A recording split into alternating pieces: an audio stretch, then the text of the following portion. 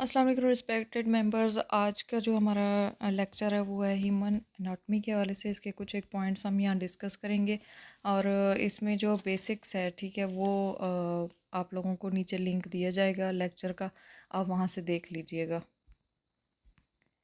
जी, तो first topic हम discuss करने जा रहे हैं इस लेक्चर में डीएनए के हवाले से। डीएनए और डीऑक्सीराइबो न्यूक्लिक एसिड, ठीक है, डीएनए की फुल फॉर्म है डीऑक्सीराइबो न्यूक्लिक एसिड। ये फुल फॉर्म पूछी जाती है अक्सर। Is a molecule that carries the genetic information in आन लिविंग ऑर्गेनिज्म, कि जितने भी लिविंग ऑर्गेनिज्म हैं, जितने भी जानदार चीज़ें हैं, उनके अंदर जो मौरूसी इन्फॉर्मेशन लेकर जाते हैं, मौरूसी मालूमात लेकर जाते हैं मॉलिक्यूल्स, उनको डीएनए कहते हैं, ठीक है। It is a long chain like molecule composed of units called nucleotides. तो ये छोटे छोटे जो हैं यूनिट्स से मिलकर बने होते हैं और उन यूनिट्स को मिलाकर एक लंबी सी चेन बनती है जिसको न्यूक्लियोटाइड कहते हैं, ठीक है। Each nucleotide consist of a sugar molecule, के हर जो न्यूक्लियोटाइड होता है, जो एक चेन होती है, उसको वो किस चीज़ से मिलकर बना होता है? शुगर मॉलिक्यूल, यानी कि डीऑक्सीराइबोज से। फॉस्फेट ग्रुप, एक फॉस्फेट ग्रुप होता है, एंड अ नाइट्रोजनस बेस, और एक उसकी नाइट्रोजनस बेस होती है। तो ये तीन चीज़ों से मिलकर जो है वो एक न्यूक्लियोटाइड बनता है। It is basically a polymer. तो ये एक बेसिकली एक पॉलीमर होता है। पॉलीमर्स क्या होते हैं? Polymers are molecules contain many repeating structures.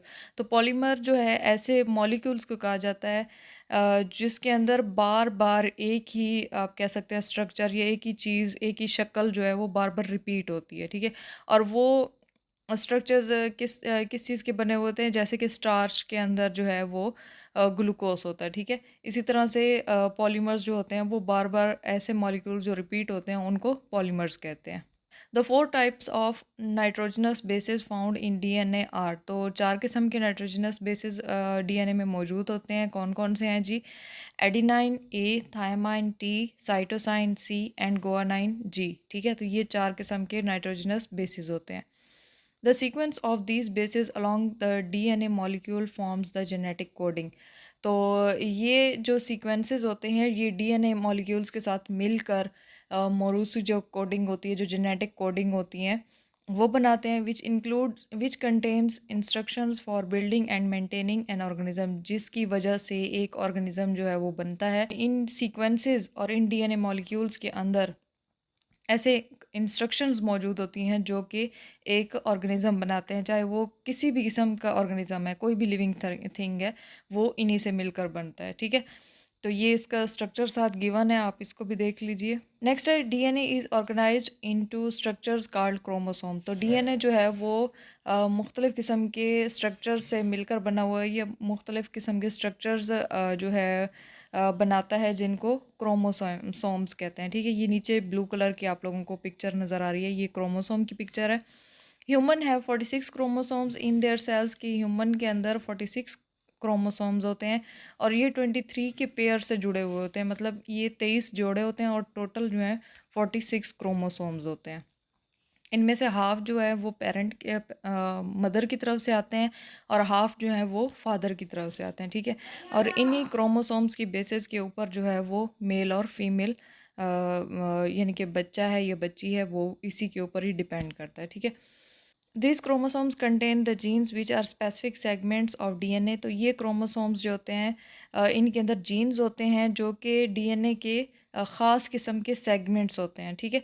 That code for proteins and other molecules necessary for functioning of the organism, यानी कि ऐसी चीज़ों को वो कोडिंग करते हैं जो कि ह्यूमन किसी भी ऑर्गेनिज्म की फंक्शनिंग के लिए ज़रूरी होते हैं।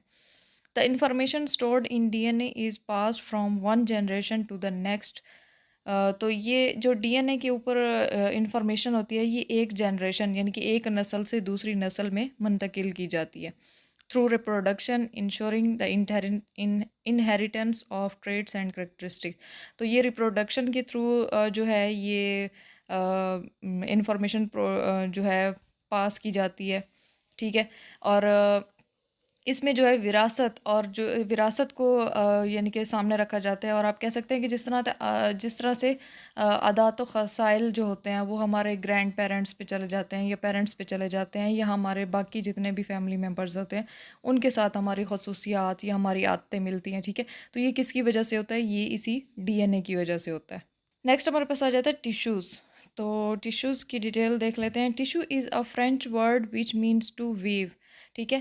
कि ये एक फ्रेंच वर्ड है जिसका मतलब होता है वेव, यानी कि किसी चीज़ को बुनना। जैसे औरतें बुन के कैप बनाती हैं, जर्सियाँ बनाती हैं, ठीक है, किसी चीज़ को बनाती हैं धागे को बुन के। तो इसी तरह से टिश्यू का मतलब भी है किसी चीज़ को बुनना। Histology, study of tissues. तो हिस्टोलॉजी कहते हैं स्टडी ऑफ टिश्यूज़ को, कि टिश्यूज़ के बारे में हम जो स्टडी करते हैं उसको हिस्टोलॉजी कहते हैं। Histopathology, study of diseases of tissues, ठीक है। तो हिस्टोपैथोलॉजी कहते हैं कि जो टिश्यूज़ की बीमारियाँ होती हैं उनको कहते हैं, ठीक है। यानी कि जो टिश्यूज़ के अंदर मुख्तलिफ़ किस्म की बीमारियाँ आ जाती हैं उनके बारे में जब आप स्टडी करते हैं तो उसको हिस्टोपैथोलॉजी कहते हैं। The human body is composed of 4 primary types of tissues. तो ह्यूमन बॉडी के अंदर जो है 4 किस्म के प्राइमरी टिश्यूज़ होते हैं, बेसिक टिश्यूज़ होते हैं। इनमें कौन-कौन से हैं? Epithelial tissues, connective tissues, muscle tissues and nervous tissues. तो इनकी डिटेल आगे देख लेते हैं। फर्स्ट पर आ जाता है एपिथेलियल टिश्यूज़, ठीक है।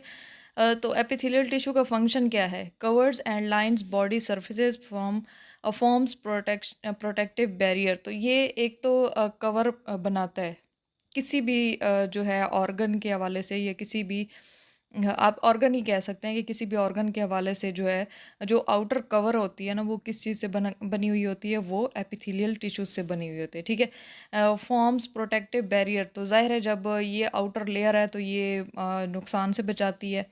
And aids in absorption and secretion. तो किसी भी चीज़ को अब्जॉर्ब करने में, यानी कि किसी चीज़ को जज़ब करने में, और किसी चीज़ को सेक्रीट करने में, यानी कि बाहर निकालने में, ये एपिथेलियल टिश्यूज़ जो हैं वो हेल्प करते हैं। इसमें टाइप्स कौन-कौन सी आ जाती हैं? Simple squamous, simple cuboidal, simple columnar, stratified squamous, stratified cuboidal, stratified columnar और स्यूडो स्ट्रैटिफाइड कॉलमनर, ठीक है। तो ये इसकी कुछ टाइप्स हैं। अगर हम इसकी लोकेशन की बात करें तो ये कहाँ पर पाई जाती है? स्किन में, ठीक है। हमारी जो जिल्द होती है, लाइनिंग ऑफ ऑर्गन्स के, हमारे जो जितने भी ऑर्गन्स हैं उनकी बैरूनी सतह होती है, या फिर अंदरूनी सतह भी आप कह सकते हैं। रेस्पिरेटरी ट्रैक हो गया, ठीक है, यानी कि जो हमारी सांस लेने वाली नाली है वो हो गई। इसके अलावा डाइजेस्टिव ट्रैक हो गया, जो हमारी खुराक वाली नाली है। इसी तरह से ही जितने भी ऑर्गन्स हैं उनके अंदर ये मौजूद है। नंबर 2 पर हमारा आ जाता है कनेक्टिव टिश्यूज़। तो कनेक्टिव टिश्यूज़ कौन से होते हैं? इसका फंक्शन देख लेते हैं। Sports and connects different body structures. तो ये डिफरेंट बॉडी स्ट्रक्चर्स को डिफरेंट जो है पार्ट्स को आपस में कनेक्ट करता है, उनकी सपोर्ट करता है, उनकी हेल्प करता है। स्टोर्स एनर्जी, इसके अंदर एनर्जी को स्टोर किया जाता है। And provides defence against infection, के कोई भी इन्फेक्शन होने से ये बचाती है, ठीक है। इसकी वजह से कोई इन्फेक्शन नहीं होता। अगर इसकी टाइप्स की बात करें तो इसमें टाइप्स आ जाती हैं loose connective tissues, dense connective tissues, adipose tissues.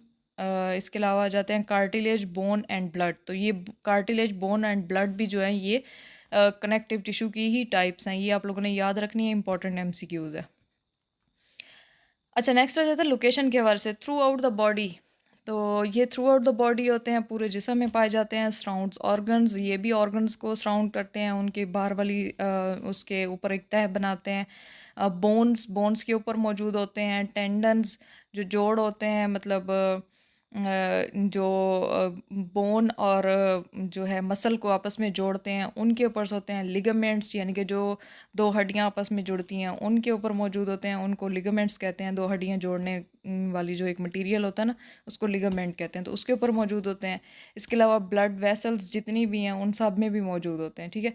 तो ये इस तरह के जो कुछ बॉडी स्ट्रक्चर्स हैं उनमें कनेक्टिव टिश्यूज़ मौजूद होते हैं। नेक्स्ट आ जाता है मसल टिश्यूज़, ठीक है। तो मसल टिश्यूज़ का फंक्शन देख लें। Generates force to produce movement. तो ये आप कह सकते हैं कि ऐसी फोर्स प्रोड्यूस करते हैं जिसकी वजह से कोई भी बॉडी पार्ट जो है वो मूवमेंट कर सकता है।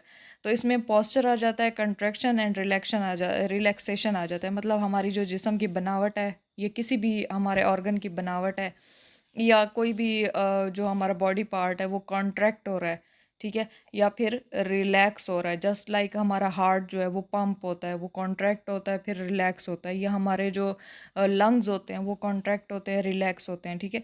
तो ये किसका काम होता है, ये मसल टिश्यूज़ का काम होता है। इसमें इसकी टाइप्स की बात कर लें तो नीचे इसकी पिक्चर्स भी दी हुई हैं। सबसे जो दरमियान में है वहाँ पर देखें स्केलेटल मसल्स हैं, ठीक है, ये वॉलेंट्री मसल्स होते हैं, मतलब इनको आप अपनी मर्ज़ी से मूव कर सकते हैं, जस्ट लाइक आपके बाजू में हो गए, आपकी टांगों में हो गए, ठीक है। तो ऐसे मसल्स आपकी गर्दन में हो गए जिनको आप मूव कर सकते हैं अपनी मर्ज़ी से, उनको स्केलेटल मसल्स कहते हैं, ठीक है। इसके बाद लास्ट पर अगर पिक्चर में देखें तो ये हैं स्मूथ मसल्स जो कि इनवॉलेंट्री होते हैं, ये खुद ही मूव कर रहे होते हैं, आपको पता ही नहीं चलता, ठीक है। जस्ट लाइक कि आपके पेट में जो आंतें जो हैं, ठीक है, वो खुद ब खुद मूव कर रही हैं, आपको नहीं पता। इसी तरह से और भी काफ़ी फंक्शंस हैं जो हमारी बॉडी के अंदर खुद ब खुद परफॉर्म हो रहे हैं, उनके बारे में हमें कुछ पता नहीं होता। थर्ड एंड लास्ट है कार्डिक मसल्स। तो इन ये जो हैं कल्बी जो है उज़लात होते हैं, फर्स्ट नंबर पर देखें इनकी पिक्चर दी हुई है, मतलब कि ये भी इनवॉलेंट्री होते हैं। तो इसमें अगर इसकी शक्ल की बात करें तो ये स्केलेटल मसल्स की तरह होते हैं, लेकिन अगर इनके काम की बात करें तो ये स्मूथ मसल्स की तरह होते हैं, ठीक है। तो ये जो होते हैं ये दिल के उज़लात होते हैं, मतलब हमारे हार्ट के ऊपर जो मसल्स हैं उनको कार्डिक मसल्स कहते हैं। अगर इसकी लोकेशन की बात करें तो मसल्स अटैच टू बोन्स, ठीक है, ये कौन से मसल्स होते हैं, स्केलेटल मसल्स हो गए। वॉल्स ऑफ ऑर्गन्स, तो ये कौन से हो गए, ये स्मूथ मसल्स हो गए, और हार्ट दिल के हवाले से cardiac muscles. Number 4 and last nervous tissues, also called primary tissues. तो इनको प्राइमरी टिश्यूज़ भी कहा जाता है, नर्वस टिश्यूज़ को। इनका फंक्शन क्या है, कोऑर्डिनेट्स एंड टर्मिनेट सिग्नल। तो ये क्या करते हैं कि ये सिग्नल्स को कोऑर्डिनेट करते हैं, मतलब और उनको ट्रांसमिट करते हैं, मतलब जो आपके बॉडी पार्ट्स की मूवमेंट होती है ना, उसमें सबसे बेसिक जो रोल है वो किसका है, वो नर्वस टिश्यूज़ का है, ठीक है। Allowing communication between different parts of the body. तो वही बात है कि आपके जो डिफरेंट पार्ट्स ऑफ बॉडी हैं उनको मूवमेंट में हेल्प करते हैं। जस्ट लाइक कि आपका हाथ जल रहा है, ठीक है, तो आपका दिमाग जो है वो पहले आपकी जो है आपका दिमाग जो है वो आपको बताएगा कि आपका हाथ जल रहा है, आप हाथ पीछे खींच लें, ठीक है। तो ये एक पूरा प्रोसेस होता है, अगर मैं यहाँ पर समझाऊँ तो बहुत ही लेंथी लेक्चर हो जाएगा, ठीक है। तो ये इंशाल्लाह हम नर्वस सिस्टम के अंदर इसको पढ़ेंगे। नेक्स्ट आ जाता है इसके कंपोनेंट्स की अगर बात करें तो इसमें न्यूरॉन्स होते हैं जिनको नर्व सेल्स कहा जाता है, और गैलीलियल सेल्स होते हैं जिनको स्पोर्ट सेल्स कहा जाता है, ठीक है। ये दो किस्म के इसके कंपोनेंट्स हैं। और अगर इसकी लोकेशन की बात की जाए तो ये हमारे ब्रेन यानी कि दिमाग में होता है, स्पाइनल कॉर्ड में होता है, और नर्व्स के अंदर मौजूद होते हैं। तो नीचे इसकी पिक्चर भी गिवन है। नेक्स्ट हमारे पास आ जाता है ऑर्गन्स, ठीक है। तो ऑर्गन्स हमारे पास हम पढ़ लेते हैं इसकी detail. The human body is made up of numerous organs. तो हमारी जो ह्यूमन बॉडी है वो बेशुमार ऑर्गन से मिलकर बनी हुई है। Each with its own specialized function, के हर एक ऑर्गन का जो है अपना स्पेशल फंक्शन है, ठीक है। Here are some of the major organs in the body. तो यहाँ पर हम कुछ एक ऑर्गन्स के बारे में, जो बड़े ऑर्गन्स हैं उनके बारे में पढ़ेंगे। फर्स्ट पर आ जाता है brain, controls the bodies function, processes information and coordinates action. तो ये ज़ाहिर है हमारा बॉडी, फुल बॉडी जो है वो किसके कंट्रोल में है, हमारे माइंड के, हमारे दिमाग के कंट्रोल में, ठीक है। तो ये वहाँ से इंफॉर्मेशन जो है वो प्रोसेस करता है, इंफॉर्मेशन भेजता है, जिसकी वजह से हम मुख्तलिफ़ किस्म के एक्शंस या एक्टिविटीज़ परफॉर्म कर सकते हैं। नंबर 2 पर है heart, pumps blood to circulate organs और circulate oxygen and nutrients throughout the body. तो हार्ट क्या करता है, ब्लड के थ्रू मुख्तलिफ़ किस्म के न्यूट्रिएंट्स और ऑक्सीजन को हमारी पूरी बॉडी में ट्रांसफ़र करता है, ठीक है। जो चीज़ें हम खाते हैं वो हमारे स्टोमक के ज़रिए आगे जाती हैं लंग्स में, स्टोमक के ज़रिए ब्लड में जाती हैं, ब्लड से आगे जो है हमारे हार्ट में जाती हैं, और हार्ट से फिर आगे जो है फुल बॉडी में वो कन्वे की जाती हैं। Lungs facilitates breathing and exchange oxygen for carbon dioxide, ठीक है। तो ये हमारी ब्रीथिंग में मदद करता है, और इसके अलावा जो हम कार्बन डाइऑक्साइड अपनी बॉडी के अंदर प्रोड्यूस करते हैं उसको ऑक्सीजन के साथ एक्सचेंज करने में हेल्प करता है, ठीक है। Liver detoxifies the blood, produces bile for digestion and perform various metabolic function. तो एक तो ये ब्लड को टॉक्सिक यानी कि जहरीला होने से बचाता है, ठीक है। दूसरा जो हमारा एक ख़ास किस्म का जो है ना आप कह सकते हैं कि जैसे कि पानी होता है ना, इस तरह का एक लिक्विड होता है, ठीक है? जिसको बाइल कहते हैं। वो बाइल कौन प्रोड्यूस करता है? लीवर, ठीक है? Bile is produced by liver. ये एक एमसीक्यूज़ है, इम्पोर्टेंट एमसीक्यूज़ है। और बाइल किस लिए यूज़ होता है? डाइजेशन के लिए, ठीक है? हमारी जो खुराक हज़म वैसे नहीं होती, तो वो किसके ज़रिए होती है? वो बाइल के ज़रिए होती है, ठीक है? लीवर के थ्रू जो है वो बाइल जो है फिर स्टोमक में आता है और वहाँ पर डाइजेशन का प्रोसेस होता है। ये इंशाल्लाह हम इनके जो प्रोसेसेस जब डिटेल से पढ़ेंगे वहाँ पर देखेंगे। And performs various metabolic functions, और इसके अंदर जो है मुख्तलिफ़ किस्म के मज़ीद मेटाबॉलिक तोड़ फोड़ के और इस तरह के फंक्शंस जो हैं वो परफॉर्म किए जाते हैं। 5 पर है kidneys, filter blood to remove waste and excess fluid, maintaining proper fluid balance. कि हम अगर बहुत ज़्यादा पानी पी लेते हैं, ठीक है, बहुत ज़्यादा लिक्विड जो है हम पी लेते हैं, जस्ट लाइक के बॉटल्स पी ली, ठीक है, ड्रिंक्स पी ली, जूसेस पी लिया, पानी पी लिया, ठीक है, तो उस चीज़ को मेंटेन करने के लिए जो एक होती है ना कि आपके अंदर फ्लूइड की एक मिकदार, प्रॉपर मिकदार हो, एक बैलेंस हो, एक हद से ज़्यादा एक्सीड ना हो, तो उसके लिए वो है किडनीज़, ठीक है? तो ये एक ऑर्गन है जो कि हमारे बॉडी के अंदर जो फ्लूइड है उसकी एक्सेसनेस को मेंटेन करता है। नेक्स्ट हमारे पास आ जाता है 6 नंबर पर स्टोमक। तो digest food with gastric juices breaking down nutrients for absorption, ठीक है? तो ये गैस्ट्रिक जूसेस प्रोड्यूस करता है जिसकी वजह से हमारा जो खाना होता है, हमारी जो खुराक होती है वो हज़म होती है और वो छोटे-छोटे न्यूट्रिएंट्स में तब्दील हो जाती है जो कि अब्ज़ॉर्ब हो सकते हैं, ठीक है? इसके बाद आता है इंटेस्टाइन। इंटेस्टाइन 2 किस्म की होती है, स्मॉल भी होती है, लार्ज भी होती है, ठीक है? Further digest and absorb nutrients and eliminates waste. तो इसमें जो स्मॉल इंटेस्टाइन है या लार्ज इंटेस्टाइन है, इन दोनों का काम क्या होता है कि एक तो ये मज़ीद आगे डाइजेशन प्रोवाइड करते हैं, ठीक है? इनमें जाके न्यूट्रिएंट्स अब्ज़ॉर्ब हो जाते हैं बॉडी के अंदर। और तीसरा, ये जितने भी वेस्ट मटीरियल्स जो हमारी बॉडी के इस्तेमाल के नहीं होते, उनको बॉडी से ख़ारिज कर देते हैं।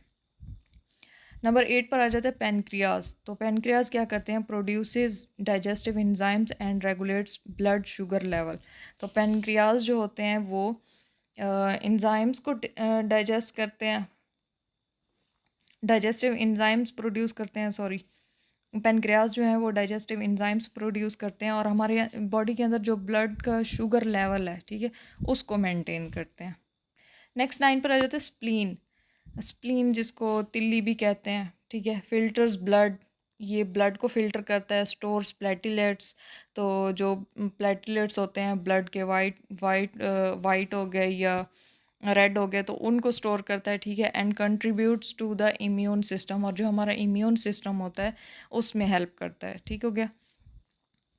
गाल ब्लैडर, गाल ब्लैडर क्या होता है? Stores bile produce by the liver. तो गाल ब्लैडर के अंदर जो लीवर बाइल, मैंने कहा था ना एक गैस्ट्रिक जूस है, ठीक है, वो जो लीवर प्रोड्यूस करता है बाइल, तो वो गाल ब्लैडर के अंदर आके जमा होता रहता है, रिलीजेस इट फॉर डाइजेशन। तो जब हमें डाइजेशन के लिए इस लिक्विड की ज़रूरत होती है, उस टाइम जो है गाल ब्लैडर उसको रिलीज़ कर देता है।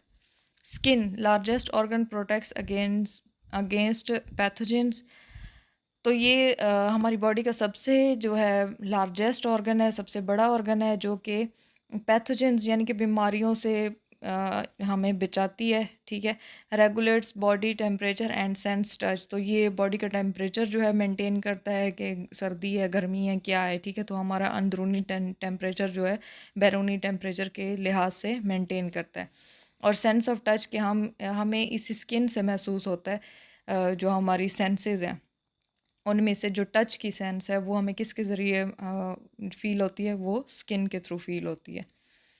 आइज़ हो गई, allow vision by processing light and transmitting visual information to the brain. तो ये लाइट को जो है प्रोसेस करके रोशनी के ज़रिए हमारे ब्रेन तक ऐसे इंफॉर्मेशन या ऐसे सिग्नल भेजे जाते हैं जिसकी वजह से हम चीज़ों को देख सकते हैं, ठीक हो गया? ईयर्स, ईयर्स कान facilitate hearing and balance through the inner ear complex structure. तो कॉक्लिया के अंदर जो है वो एक लिक्विड होता है जिसकी वजह से हम अपनी बॉडी को मेंटेन कर सकते हैं, ठीक है। और इसके अलावा ज़ाहिर है सुनने की जो सलाहियत है वो किसके थ्रू हम सुन सकते हैं, वो अपने ईयर्स के थ्रू सुन सकते हैं। Nose detects odour and facilitates breathing, तो ये ऑर्डर यानी कि खुशबू हो गई, बदबू हो गई, या किसी भी किस्म की जो स्मेल होती है अ, उसको डिटेक्ट करती है और हमें सांस लेने में मदद करती है, नोज़। अच्छा, नेक्स्ट आ जाता है mouth. Begins digestion through chewing and contains taste bud for flavour detection. तो माउथ जो है यहीं से ही, हमारे मुंह से ही जो डाइजेशन का एक प्रोसेस होता है वो शुरू हो जाता है, क्योंकि इसमें हम अपने दांतों के ज़रिए जो है किसी चीज़ को, खुराक को चबाते हैं, उसको छोटे छोटे टुकड़ों में करते हैं और फिर अंदर जो है हम अपनी खुराक की नाली में उसको अपनी टंग के ज़रिए धकेल देते हैं ताकि मज़ीद इसके ऊपर डाइजेशन का प्रोसेस हो सके। और नेक्स्ट इन जो बात की है contain taste buds for flavour detection, तो हमारी जो ज़बान है, ज़बान के ऊपर मुख्तलिफ पार्ट्स के ऊपर जो है मुख्तलिफ फ्लेवर्स को डिटेक्ट करने के लिए छोटे छोटे से टेस्ट बर्ड्स बने हुए हैं, ठीक है।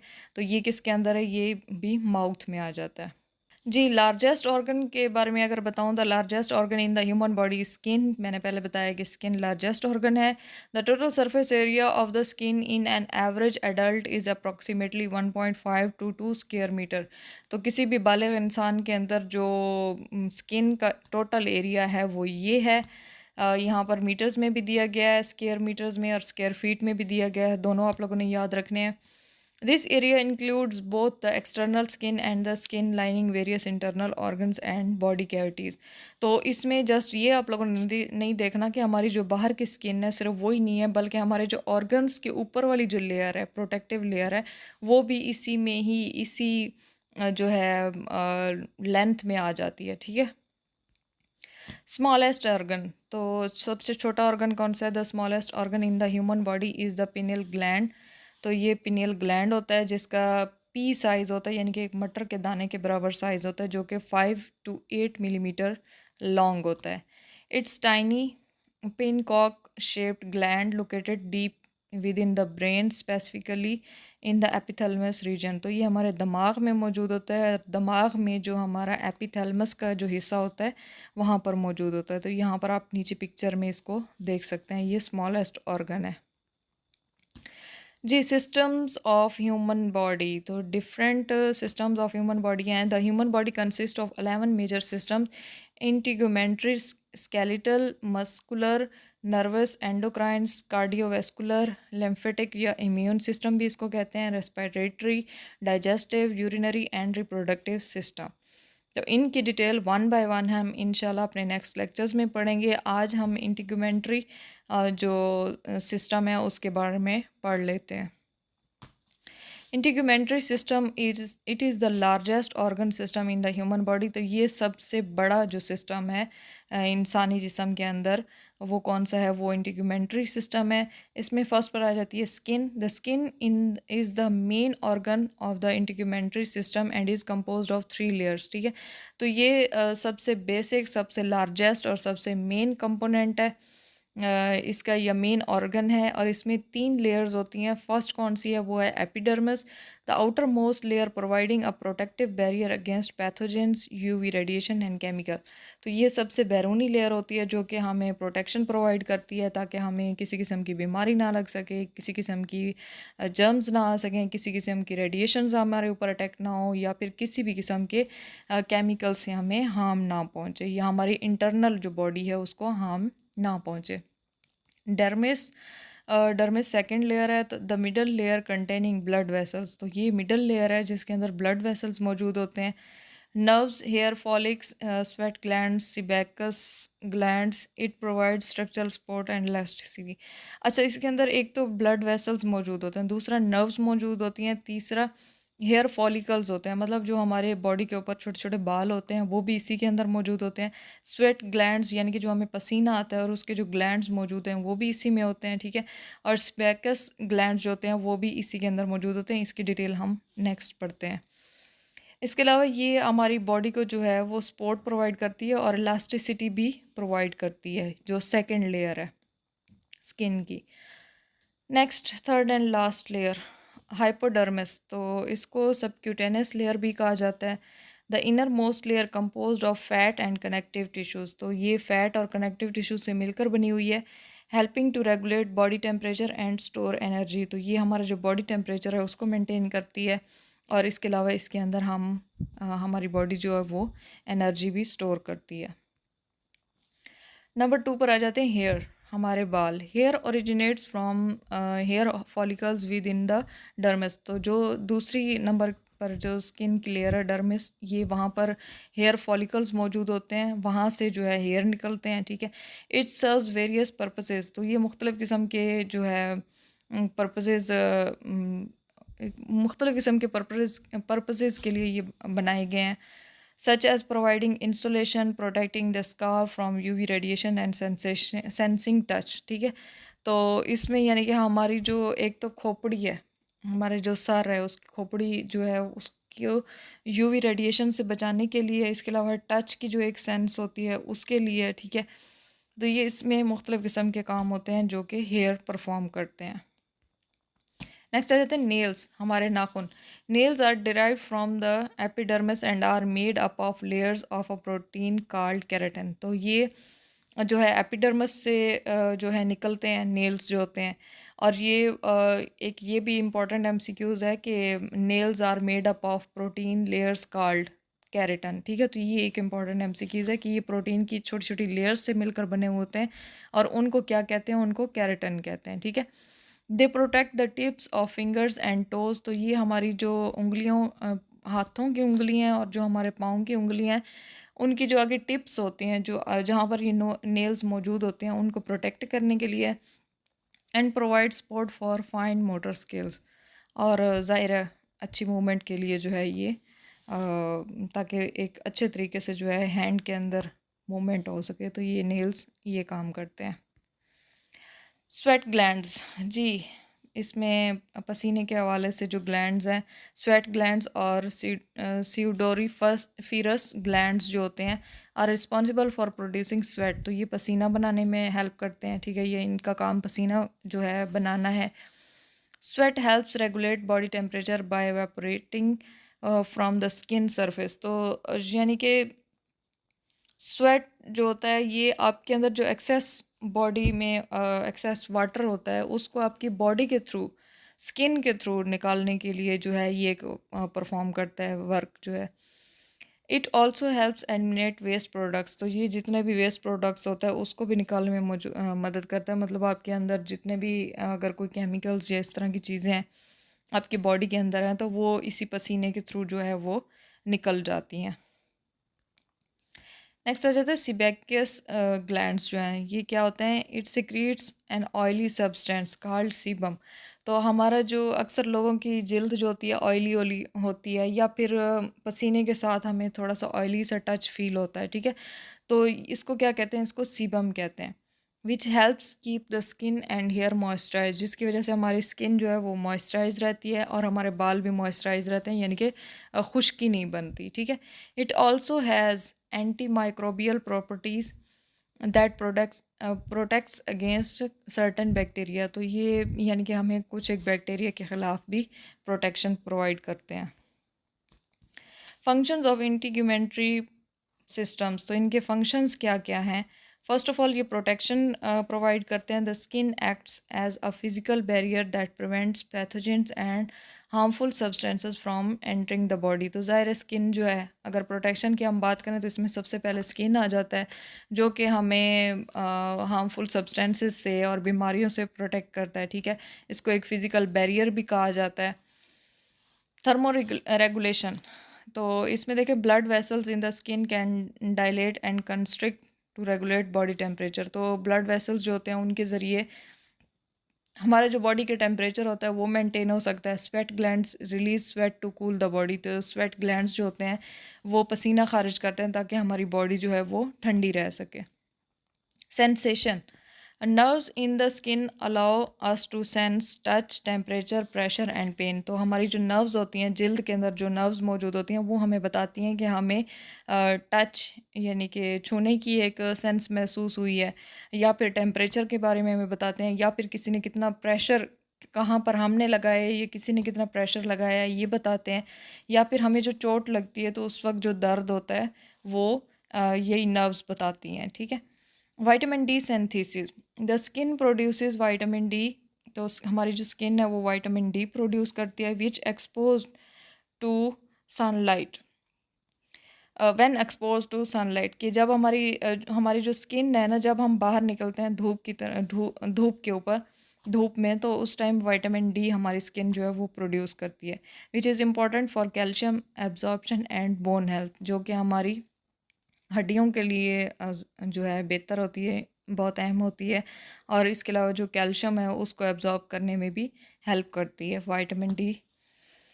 अच्छा, excretion, sweat contains waste products such as urea, salt and salt, तो जो स्वेट होता है, जो पसीना होता है, इसके अंदर कुछ वेस्ट प्रोडक्ट्स होते हैं, जैसे कि यूरिया हो गया, ठीक है, या फिर साल्ट यानी कि नमक हो गया, adding in their elimination from the body, तो ये स्वेट जो होता है, जो पसीना होता है, ये हेल्प करता है कि इस तरह की जो वेस्ट प्रोडक्ट्स हैं वो बॉडी से खारिज हो सके। Immune defence, the skin immune cells help identifying and fight off pathogens that come into the contact with the skin, तो स्किन जो होता है, स्किन का जो इम्यून सिस्टम है, स्किन में जो इम्यून सेल्स होते हैं वो हमें एक तो बताते हैं बीमारियों के बारे में, और दूसरा हमारी बॉडी के अंदर जो मुख्तलिफ़ किस्म के जर्म्स आते हैं उनके अगेंस्ट जो है वो हेल्प करते हैं, उनके अगेंस्ट वो फाइट करते हैं। Barrier function, the skin prevents excessive loss of water, यानी कि जो स्किन है वो हमारी जो पानी का ज़्यादती हो जाती है पानी की, उसको जो है प्रिवेंट करने में हेल्प करती है। And electrolytes from the body, और जो हमारे बॉडी के अंदर इलेक्ट्रोलाइट्स होते हैं, and protects against ultraviolet radiations, और जो हमारी बॉडी के ऊपर अल्ट्रा वायलेट रेडिएशंस लगती हैं तो ये स्किन जो है उनको उनसे बचाने में हमें हेल्प करती है। जी, तो आज का लेक्चर इतना ही है, बाकी इंशाल्लाह हम नेक्स्ट लेक्चर में करेंगे।